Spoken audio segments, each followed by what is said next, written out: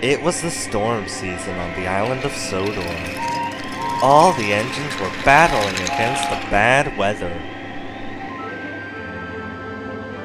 Thomas was busy delivering supplies and mail in a far part of the island. He really enjoyed going up to High Farm. It was up on a hill right at the end of the line. A little girl named Alice lived there. Thomas and Alice were good friends. One day, Thomas was on his way to High Farm when Rosie stopped beside him. Rosie was a cheerful, chirpy little tank engine. She was new to the island and had always wanted to meet Thomas. She liked him so much that she wanted to be just like him. So she tried to copy him. She tried to whoosh the way he did. She even tried to whistle like Thomas. It made Thomas cross. "Hello, Thomas," puffed Rosie brightly. "What are you doing?" "It's Alice's birthday," chuffed Thomas. "I want to get all her presents up to High Farm in good time." Just then, Harold the helicopter arrived. "Another storm warning, I'm afraid," he shouted. "High winds on the way, and heavy rain." Harold warned Thomas not to go up to High Farm. "Heavy rain can cause landslides on that hilly route," he said, and Harold flew away. Thomas didn't want to let Alice down. "High winds don't bother me," he puffed. "Or me," chuffed Rosie. "I'll come as your back engine." But Thomas didn't want Rosie to come. "No thank you, Rosie," he huffed firmly. "I can do it on my own." And he chuffed quickly away. But Rosie liked Thomas very much, and she wanted to help, so she chuffed naughtily after him. Thomas puffed along the line to High Farm. The sky grew darker and darker. Soon, it was pouring with rain. Thomas's pistons pumped and his boiler bubbled. It was hard work. "Rosie can't follow me now," he thought. "She isn't strong enough." But Thomas was wrong.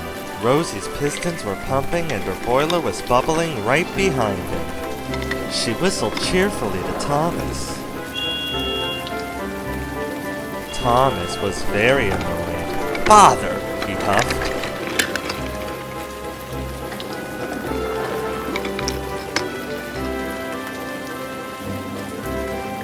Soon, Thomas came to a junction. One way was the longer but easier way to High Farm. The other way was the shorter but much harder way. Thomas knew that the longer way was safer. "But I'll take the shorter way," he wished. "Then Rosie won't follow me. She's not strong enough." As the storm raged, Thomas puffed through up the steep path. Thomas was almost at High Farm. He was sure Rosie wasn't behind him now. "I won't be seeing any more of her today," tooted Thomas happily. Then there was trouble. Earth and stones tumbled down the bank and blocked Thomas's track. "Cinders and ashes!" cried Thomas. But he still wanted to deliver Alice's presents. "Maybe if I can bash my way through," thought Thomas. And he pushed forward into the landslide. Thomas was up to his buffers in mud and stone. He tried to push on, but he couldn't. He tried to back out, but he couldn't. Thomas was stuck.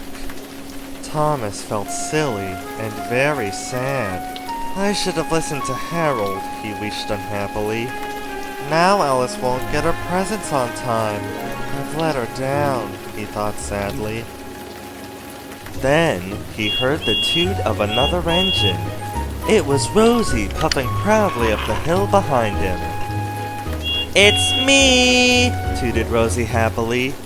Then she saw Thomas was stuck. Thomas felt very silly. I'll go and get help, chuffed Rosie.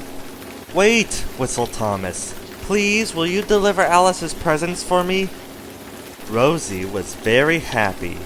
Of course I will, she puffed. Rosie was soon coupled up to Thomas's trucks. Then she steamed off to High Farm.